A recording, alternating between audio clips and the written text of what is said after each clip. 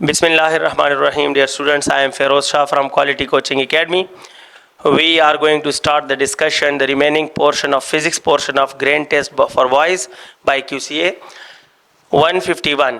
Question number physics portion में 151 पे हमारी बात होगी।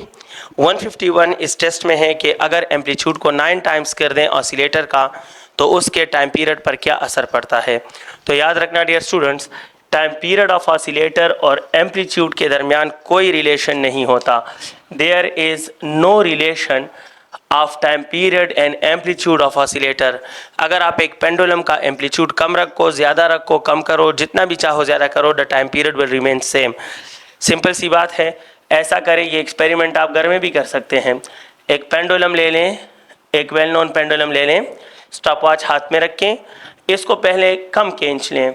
आपने इसका एम्पलीट्यूड बहुत कम रखा, 1 2 3 कहकर रिलीज करें, ये इधर आएगा, पलट कर इधर आएगा। एक वाइब्रेशन का टाइम आप रिकॉर्ड करें, फर्ज करो 2 सेकंड मिला।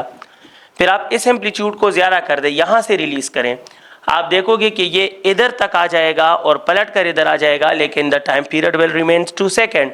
इसका मतलब है एक्सपेरिमेंटल एनालिसिस मीन्स कि टाइम पीरियड और एम्पलीट्यूड का कोई रिलेशन नहीं होता। देयरफॉर माय डियर स्टूडेंट्स, 151 में करेक्ट ऑप्शन है रिमेन सेम। 151 में ऑप्शन बी ठीक है।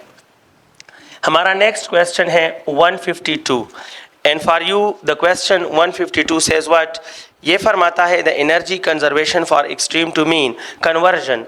कहते हैं कि फ़र्ज़ करो एक पेंडुलम ले लें, ऑसिलेटर ले लें, ये एक्सट्रीम पॉइंट है, ये वाला, ये नेगेटिव एक्सट्रीम पॉइंट है और ये मीन पॉइंट है। आपसे कह रहे हैं कि फ़र्ज़ करो एक ऑसिलेटर एक्सट्रीम से मीन की तरफ जा रहा है, तो कौन सी एनर्जी किस एनर्जी में कन्वर्ट हो रही है। आप जानते हैं, उम्मीद करता हूं कि एक्सट्रीम पर पोटेंशियल एनर्जी मैक्सिमम होती है और मीन पर काइनेटिक एनर्जी मैक्सिमम होती है। इसका मतलब है कि यहाँ से इस तरफ जाने के दौरान काइनेटिक मैक्सिमम की तरफ जा रही है और पोटेंशियल मैक्सिमम से हट रही है, ख़त्म हो रही है। सो इट मीन कि potential energy is converting to kinetic energy, और इस क्वेश्चन में potential to kinetic best option है। Correct option is option B. हमारा नेक्स्ट क्वेश्चन है क्वेश्चन नंबर 153 एंड 153 हमें क्या फरमाता है, the ratio of kinetic energies of 2 identical masses will be. तो जनाब आला, आप कहें sir kinetic energy of 1 divide by kinetic energy of 2, तो half mv1 square divide by half mv2 square. मैंने मासेस के साथ 1 2 क्यों नहीं लिखा, क्योंकि आइडेंटिकल कहा। Half half cancel, mass cancel, and the ratio is v1 square over v2 square. The correct option in question number 153 is option D ठीक है। अब हम डिस्कस करने वाले हैं क्वेश्चन नंबर 154 और 154 हमें क्या बताता है उस पर बात करते हैं। What will be the direction of angular velocity? अगर आप गौर से देखें तो ये आपके लिए एक्सिस ऑफ रोटेशन है, ये एक्सिस ऑफ रोटेशन गिवन है और एक बॉडी जो है इस एक्सिस ऑफ रोटेशन से इस तरह सर्कुलेट हो रही है। It is the direction of circulation dear students, ये डायरेक्शन आपको मेंशन है। बताओ एंगुलर वेलोसिटी किस तरफ होगी। तो आप कहें सर राइट हैंड रूल फरमाता है कि हम अपने दाएं हाथ के फिंगर्स को रोटेशन से मैच करें, तब will decide the direction of angular velocity. तो मैं अपनी उंगलियां इससे मैच करूं तो देखो तम किस तरफ आ रहा है, माई तम is appearing upward, it mean angular velocity जो है वो अपवर्ड है। अब देखें, अगर मैं यहाँ न्यूज़ बनाऊंगा तो ये ईस्ट होता है, ये वेस्ट होता है, ये नॉर्थ होता है और ये साउथ होता है। So the angular velocity is a pointing north and the correct option of this question is option C. Now let me explore question number 155। हम 155 पे बात करने वाले हैं। हमारा क्वेश्चन ऑफ द टेस्ट 155, इस डायग्राम में नेट टार्क क्या होगा। तो डायग्राम तो मुलाहिजा करें, आपको दिया है एक सर्कुलर ट्रैक दिया है, इस सर्कुलर ट्रैक में ये सेंटर है और ये पूरा डायमीटर आपको 2 मीटर दिया है। एक फोर्स यहाँ लग रहा है 5 न्यूटन का, एक फोर्स यहाँ लग रहा है 5 न्यूटन का, और हमें इस पूरे फिगर में आपको नेट टार्क बता के देना है। So my dear students, the net torque चूंकि एक फोर्स ये है एक ये है तो 2 टार्क होंगे, and the net torque will be the sum of the 2 torques. ये 2 टार्क्स का सम होगा। पहला टार्क 1 ये F1 और सेंटर तक बनता है। तो it mean R1 F1 plus R2 F2। R1 भी 1 है और ये 5 और R2 भी यहाँ से यहाँ तक 1 है और फोर्स 5 है, तो 1 multiply by 5 it mean 10 plus 10 sorry 5 plus 5 और 5 प्लस 5 मीन 10 न्यूटन मीटर। अब डायरेक्शन देखें तो ये वाला टार्क बॉडी को इस तरफ सर्कुलेट कर सकता है और ये सर्कुलेशन क्लॉकवाइज है, then you can say that it is 10 newton metre clockwise. The correct option of the given question is option B. 155 में हम बी पे आ चुके हैं। 156 हमारा नेक्स्ट क्वेश्चन है। 156 फरमाता है दो ट्यूनिंग फोर्क्स हैं, दोनों को एक साथ साइमल्टेनियसली वाइब्रेट किया गया, ट्यून किया गया, तो बीट्स 8 हैं, बीट्स पर सेकंड 8 हैं, सही है। अगर एक की फ्रीक्वेंसी 512 है तो दूसरे की फ्रीक्वेंसी क्या हो सकती है? तो आप यूं कहें कि F1 जो है वो 512 है और बीट्स की जो तादाद है इन 1 सेकेंड वो 8 है और आपको F2 जो है वो बताना है कि F2 क्या हो सकता है। इतना आप जानते हैं कि बीट्स पर सेकेंड जो है वो इन दोनों का डिफरेंस होता है, लिहाजा 512 का डिफरेंस 8 रखो। तो 512 का डिफरेंस अगर आप 8 रखोगे तो या 512 से 8 ज़्यादा या 512 से 8 कम, तो जो भी मौजूद हो वो पॉसिबल है। यहाँ अगर मैं 512 से 8 प्लस करूँ तो 520 आता है और 512 से 8 माइनस करूँ my dear students, so we will get 504 बिल्कुल 504। अगर इन दोनों में कोई भी ऑप्शन मौजूद है वो ठीक है। तो माय डियर स्टूडेंट्स हम ऑप्शंस पे जाते हैं और पहला ऑप्शन 508 है जो कि बिल्कुल गलत है, 516 है जो कि बिल्कुल गलत है, 520 ठीक है, 500 गलत है। सो करेक्ट ऑप्शन इज 520 क्योंकि 520 और 512 का डिफरेंस 8 है जो बीट्स पर सेकेंड के बराबर है। And the correct option of the question is option C. Now let me entertain question number 157 for you. और 157 क्या फरमाता है? 157 को मैं रीड कर रहा हूँ। ये क्वेश्चन है कि 100 जूल ऑफ हीट है जो कि एक सब्सटेंस को दिया गया 2 मोल्स को और टेम्परेचर को 10 केल्विन बढ़ाया गया। सिंपल क्वेश्चन फॉर्मेट इज कि अगर टेम्परेचर 10 केल्विन बढ़ा है, ओके, अगर नंबर ऑफ मोल्स 2 मोल्स हैं और अगर आपने हीट दिया है माय डियर स्टूडेंट्स 100 जूल्स, तो आप बताएं कि molar specific heat of the system क्या होगा। Then correct option what is the molar specific heat? तो मोलर स्पेसिफिक हीट होता है delta Q by N delta T, तो it is 100 by 2 multiply by 5 and the answer is 5 units. इससे 5 units आ रहा है, आता है इससे 100 divide by 20, 100 divide by 10 sorry, और 100 डिवाइड बाय 10 ये 5 है, ये 10 है सॉरी, ये टेम्परेचर का चेंज 10 है और 10 multiply by 2 is 20 and 100 divided by 20 is 5। सही है, 5 यूनिट्स आता है। करेक्ट ऑप्शन हमारे पास है 5 यूनिट्स और करेक्ट ऑप्शन है ए।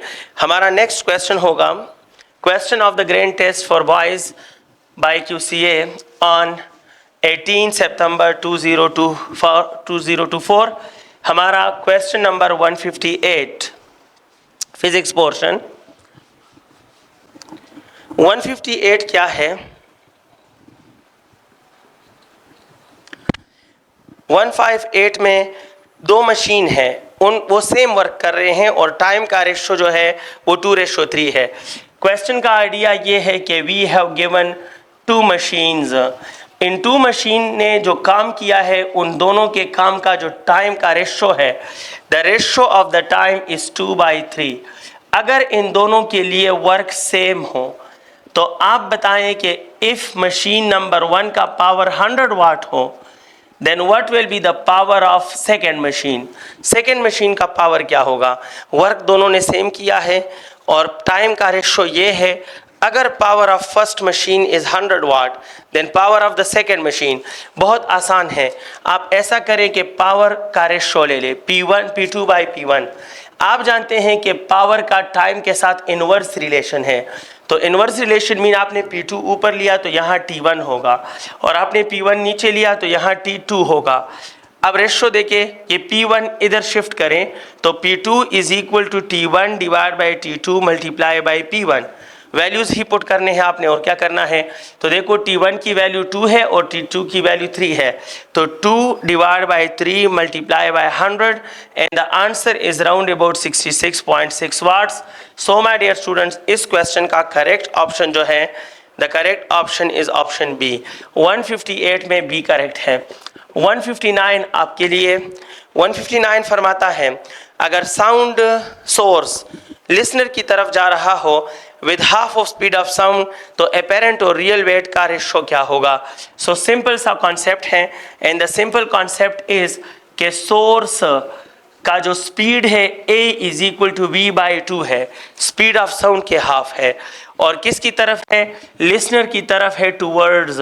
सो आप जानते हैं कि इस केस में फ्रीक्वेंसी का फार्मूला होता है apparent frequency is equal to v divide by v minus a into f। It is the formula of apparent frequency when source of sound is approaching a listener at rest। हम इसको इधर ला रहे हैं क्योंकि ये ratio मांग रहे हैं, तो f dash divide by f is equal to speed of sound v है, ये भी v है, minus speed of source v/2 है, तो v/2 पुट कीजिएगा। इससे कैलकुलेट करें v minus v/2 is v/2 और 2 पर जाकर मल्टीप्लाई हो जाएगा, लिहाजा f dash by f is equal to 2v/v and the answer is 2:1। 2:1 इसका करेक्ट ऑप्शन होगा और करेक्ट आंसर है ऑप्शन सी। हमारा नेक्स्ट क्वेश्चन है इस टेस्ट का और ये है 160। Let me entertain 160 for you people. अगर bullet is fired from a gun, एक गन ने बुलेट फायर किया, फर्ज करें जनाब आला ये है हमारा गन,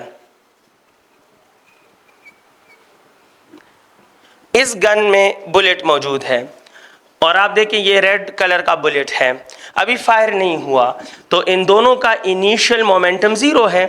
फिर इस गन ने बुलेट फायर कर दिया, जब ये इस बुलेट को फायर करेगा तो बुलेट आगे मोमेंटम लेगा और गन पीछे मोमेंटम लेगा। आपको पता है कि ये आगे मोमेंटम लेगा तो गन पीछे मोमेंटम लेगा, और याद रखना कि momentum of gun must be equal to momentum of bullet for law of conservation of momentum. इन दोनों के मोमेंटम बराबर होते हैं, और ये याद रखना शॉर्ट फॉर्म कि जब भी दो ऑब्जेक्ट्स के मोमेंटम सेम होते हैं, अगर मोमेंटम सेम होते हैं तो याद रखना कि kinetic energy is inversely proportional to mass. अगर मोमेंटम इक्वल हो, if the value of momenta are equal then kinetic energy is inversely proportional to mass of objects। so जिसका मास ज्यादा होगा उसकी काइनेटिक एनर्जी कम होगी। so my dear students, gun का मास ज्यादा है या बुलेट का मास ज्यादा है, तो आप कहेंगे सर ज्यादा मास तो गन का है, लिहाजा काइनेटिक एनर्जी ऑफ गन जो है वो क्या होगी, कम होगी। तो याद रखना the kinetic energy of bullet is greater than kinetic energy of gun, या kinetic energy of gun is less than kinetic energy of bullet. अब एक एक ऑप्शन पढ़ूंगा, एक्सप्लेनेशन आपने देख लिया। 160 में bullet is fired by the gun, तो कौन सा ऑप्शन ठीक है, kinetic energy of bullet is greater then kinetic energy of gun, ये पहला ही ठीक है, मुझे आगे पढ़ने की जरूरत नहीं है लेकिन फिर भी पढ़ लेता हूँ। ऑप्शन ए ठीक है, इसमें करेक्ट ऑप्शन है ए।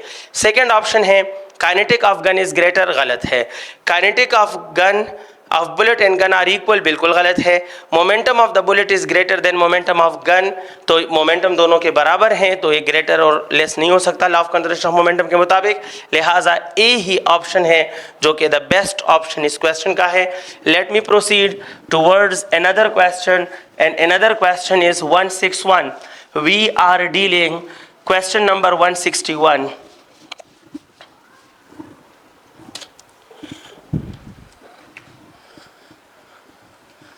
161 फरमाता है कि एक बॉडी है, उसको हम एक ऐसी जगह ले गए जहाँ ग्रेविटी नहीं है। हम एक बॉडी को, फर्ज करो एक बॉडी है और उस बॉडी ये मोहतरम का मास जो है वो m है और उसका वेट जो है वो w है। अचानक आप उस बॉडी को ऐसी जगह ले गए जहाँ ग्रेविटी 0 है, तो बताओ कौन सा ऑप्शन ठीक है। तो पहला ऑप्शन लिखा है both its mass and weight become 0, गलत है। मास का ग्रेविटी से ताल्लुक ही नहीं है, ग्रेविटी हो या ना हो मास तो होता है अगर बॉडी मौजूद है। Neither its mass not its weight become 0, ये भी गलत है। वेट कहते ही वैल्यू ऑफ ग्रेविटी को है, तो जब ग्रेविटी 0 तो वेट तो 0 हो गया, भी गलत है। Its mass become 0 but its weight remain same, बिल्कुल गलत है क्योंकि वेट ग्रेविटी पे डिपेंड करता है तो वो चेंज होगा मास डिपेंड नहीं करता तो वो कांस्टेंट रहेगा. Its weight become 0 but its mass remains the same. So correct option option D है. करेक्ट ऑप्शन डी है. जहां ग्रेविटी 0 होती है तो मास पे कोई असर नहीं होता, जबकि वहां वेट मोहतरम बॉडी का क्या हो जाता है, 0 हो जाता है. Now let me entertain 162 for you. The source of sound generating of a frequency of 3 kilohertz, ठीक है. An observer with a speed of 0.5 times velocity of sound in air, सही. The frequency heard by the observer, उसी तरह question जो हमने solve किया. कहा कि अगर रियल फ्रीक्वेंसी 3 किलोहर्ट्ज है और सोर्स जो है that is approaching towards a listener, source listener की तरफ जा रहा है, लेकिन कितनी स्पीड के साथ, 0.5 times the velocity of sound, और 0.5 हाफ को बोलते हैं. तो इट मीन कि ये हाफ ऑफ वी के साथ लिसनर की तरफ अप्रोच कर रहा है. तो बताओ लिसनर जो फ्रीक्वेंसी एफ डैश सुनेगा वो कितनी होगी. करेक्ट ऑप्शन है एफ डैश. आपके लिए v divide by v towards है तो v minus a into f, we have to put the values, तो v divided by v minus v over 2 into f. आप सॉल्व करें, f dash is double of f आता है, और double of f mean that it will be 6 kilohertz, और 6 kilohertz mean के correct option is option D. हमारे पास option D बिल्कुल सही है. और ये है जनाब आला 162 number question. Now let me entertain the question number 163 for you. And 163 for you means कि अगर एक रेडियो एक्टिव एलिमेंट है, we have a radioactive element, एक ऐसा रेडियो एक्टिव एलिमेंट है जिसकी हाफ लाइफ का सिंबल ए है, और इसके डीके कांस्टेंट का सिंबल z है. तो करेक्ट फार्मूला क्या होगा. आप जानते हैं कि आप रिलेशन पढ़ा है आपने कि half life is equal to natural log of 2 divide by decay constant. तो अब जनाब आला वैल्यूज पुट करें, सैम्बल्स पुट करें, गलती मत करें क्योंकि स्टेटमेंट में x, z और a है, गलत जगह पे इस्तेमाल मत करें उसको. सो हाफ लाइफ का सिंबल a आया है और नेचुरल लॉग ऑफ 2 ऑप्शन में है, और डीके कांस्टेंट को z कहा है, तो a is equal to natural log of 2 divide by z, and the correct option is option D. बिल्कुल सही है. Let me entertain and let me explore question number 164. और 164 फरमाता है, हमें बताता है कि क्वेश्चन नंबर 164 है, 2 radioactive samples A and B having ratio of half life is 2:3. कहते हैं 2 रेडियोएक्टिव सैंपल्स हैं, उनके हाफ लाइफ के जो रेशो है वो 2/3 है. हाफ लाइफ का रेशो 2/3 है होगा. आगे बढ़ते हैं. What will be the correct relation for decay constant? तो decay constant का रिलेशन क्या होगा. और my dear student, decay constant का जो रिलेशन है वो ये है, आप कहेंगे sir decay constant λ1 divide by λ2, चूंकि हाफ लाइफ के इनवर्स रिलेटेड है तो यू हैव टू से T2/T1. decay constant और हाफ लाइफ का इनवर्स रिलेशन है, तो मैंने decay constant का रेशो ले लिया हाफ लाइफ को उल्टा करके, तो λ1 divide by λ2 is equal to, देखो T2 3 के बराबर है, T1 2 के बराबर है, तो T2 की जगह मैं लिखूंगा 3 और T1 की जगह लिखूंगा 2. अब इसको क्रॉस मल्टीप्लाई कीजिएगा, and after cross multiplying you will get 2 λ1 is 3 λ2. 2 λ1 is equal to 3 times of λ2, and the correct relation is option C. हमारे पास करेक्ट ऑप्शन ऑप्शन C है. 165 पे बात हो रही है. The circuit represents output is, कहते हैं कि आपको एक सर्किट दिया है, ये उसमें एक सिंगल डायोड लगाया है, और सिंगल डायोड है, यहाँ एक रेजिस्टर है, एक अल्टरनेटिंग सोर्स लगा है, ये एक छोटा सा सर्किट बना है. तो बताओ कि आउटपुट हाफ रेक्टिफाइड होगा, फुल रेक्टिफाइड होगा, नॉट रेक्टिफाइड होगा. नॉट रेक्टिफाइड तब होता है जब डायोड लगाया ही ना हो आपने. फुल रेक्टिफाइड तब होगा जब आपने 2 डायोड लगाए हो या आपने 4 डायोड लगाए हो, और हाफ रेक्टिफाइड होगा जब 1 डायोड हो. तो देखो सर्किट में साफ शफाफ नज़र आ रहा है that we have a single diode in the circuit, and because of the single diode ये half rectified होगा. Correct option is B. 166 हमारा नेक्स्ट क्वेश्चन. 166 फरमाता है the basic component of rectifier circuit. तो देखो ये रेक्टिफायर सर्किट है, इसमें ये रेजिस्टर हो या ना हो, कैपेसिटर हो, रेजिस्टर हो, इंडक्टर हो, तीनों हो, सीरीज हो, पैरेलल कम्बिनेशन हो, कोई भी लोड हो, डजंट मैटर्स. ये अल्टरनेटिंग वोल्टेज जो है सोर्स डेफिनेटली होगा जब आप रेक्टिफिकेशन करोगे, but the device through which we rectify the current, then the device is diode, and diode is the essential factor of rectification circuit. So correct option A है and correct answer है diode. 167 आपके नाम 167 फरमाता है correct format for spectral series as Lehman, Balmer and Paschen. तो my dear students, Lehman, Balmer and Paschen, Lyman, Balmer और Paschen, ये क्या है? तो इनका रीजन कहाँ है? तो आप जानते हैं कि लेमन के लिए है अल्ट्रा वायलेट, बाल्मर के लिए है विजिबल और पास्शन के लिए है इंफ्रारेड. तो my dear students, the correct option इस सीक्वेंस में होना चाहिए और 167 में आपके लिए करेक्ट ऑप्शन है बी. 167 में बी सही है. Let me explore 168 for you. और 168 फरमाता है Planck quantum theory was forwarded in 1900. Do you know dear students कि प्लांक क्वांटम थ्योरी जो था ये मॉडर्न फिजिक्स की इब्तिदा थी. Planck quantum theory was the discovery of modern physics, the start of modern physics. 19वीं सदी का आगाज़ मॉडर्न फिजिक्स का आगाज़ था और ये प्लांक क्वांटम थ्योरी से हुआ था. तो 1900 में प्लांक क्वांटम थ्योरी फॉरवर्ड हुई थी. 169 हमारा question number 169, work function of lead in electron volt is. ये आप चेक करें, वर्क फंक्शन का टेबल फोटो इलेक्ट्रिक इफेक्ट में दिया है. इस तरह के टेबल को खामखा पढ़ें. जिस चीज़ के भी टेबल आपके बुक में गिवन है अक्सर उनसे वैल्यू उठाई जाती है, चाहे वो वर्क फंक्शन के हों, चाहे वो हाफ लाइफ के हों, चाहे वो रेजिस्टिविटी रेजिस्टेंस के हों या कंडक्टिविटी के हों, चाहे टेम्परेचर कोफिशिएंट्स के हों. आपके बुक में 4, 5, 6 टेबल इस तरह गिवन है जिसमें पार्टिकुलर मीडिया के पार्टिकुलर वैल्यूज़ गिवन होते हैं, पार्टिकुलर सैंपल्स के. तो वो एक नज़र देख लें, उसको याद रख के ज़रूरी है.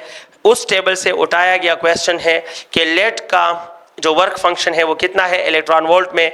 तो करेक्ट ऑप्शन है the work function of lead in electron volt is 4.14 electron volt. ये है जनाब correct option is option D. 170 the scattering of high frequency photon with less frequency photon. यानी यहाँ एक प्रोसेस हो रहा है.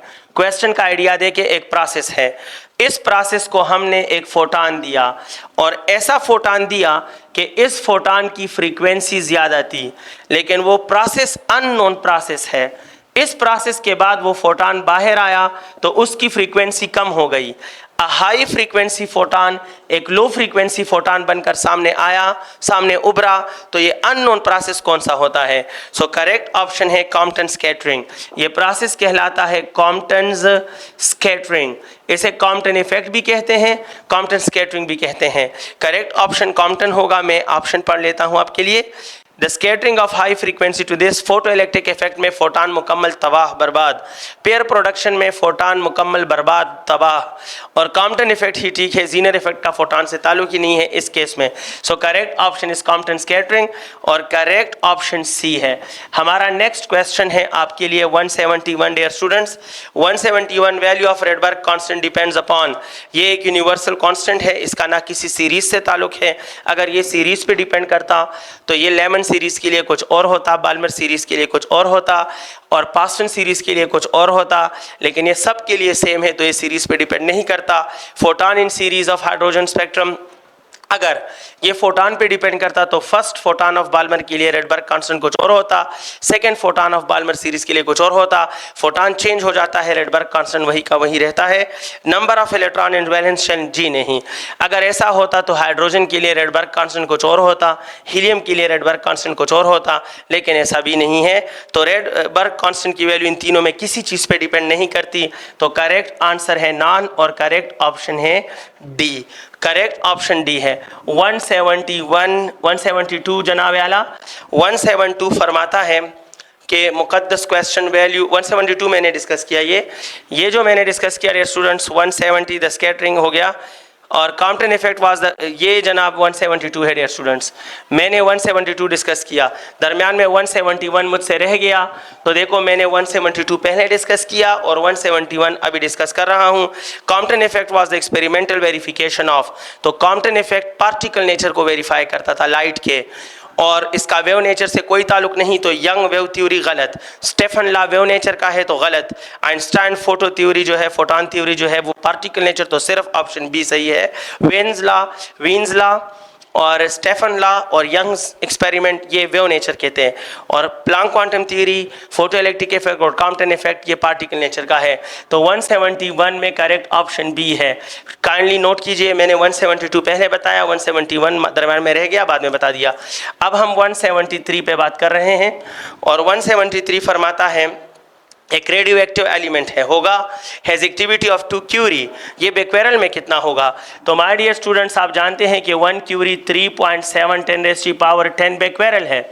तो अगर मैं इसको 2 कहूँगा तो इसको भी 2 से मल्टीप्लाई करूँगा, तो 2 × 3.7 × 10⁻10, और लिहाजा 2 क्यूरी की जो एक्टिविटी है ये 7 पॉइंट समथिंग के बराबर आती है, और 173 में करेक्ट ऑप्शन है 7.4 × 10⁻10, 7.4 10⁻10 बेक्वेरल, ये करेक्ट ऑप्शन है। और 174 आपके लिए, Which of the following is the interaction of photon with matter? इनमें से कौन से प्रोसेस में फोटॉन इस्तेमाल होता है? तो पहला है फोटो इलेक्ट्रिक इफेक्ट, फोटॉन इस्तेमाल होता है। कॉम्पटन इफेक्ट फोटॉन ही करता है। पेयर प्रोडक्शन फोटॉन से ही होता है। सो करेक्ट ऑप्शन है ऑल ऑफ दीज। ये तीनों processes is the interaction of photon with matter. The last question of QCA grand test 175, second last question. On loading tuning fork with wax, which quantity of sound waves increases? Increase कहा तो याद रखना कि जब आप loading करते हो tuning fork के प्रॉन्ग को वैक्स से, तो फ्रीक्वेंसी जो है वो डिक्रीज हो जाती है, और जहाँ फ्रीक्वेंसी डिक्रीज हो जाए वहाँ वेवलेंथ इंक्रीज हो जाता है। तो आपसे कहा कि एक ट्यूनिंग फोर्क है, उसके एक प्रॉन्ग पे मैंने वैक्स लगा दिया। वैक्स लगाने के बाद जब हम उसे प्लग करेंगे तो आवाज़ की किस क्वांटिटी में इंक्रीज आएगा? Speed remain same, frequency decreases, और इंक्रीज में आता है वेवलेंथ। तो करेक्ट ऑप्शन है वेवलेंथ, और वेवलेंथ करेक्ट ऑप्शन कहाँ पर मौजूद है? 175 में ऑप्शन बी बिल्कुल सही है।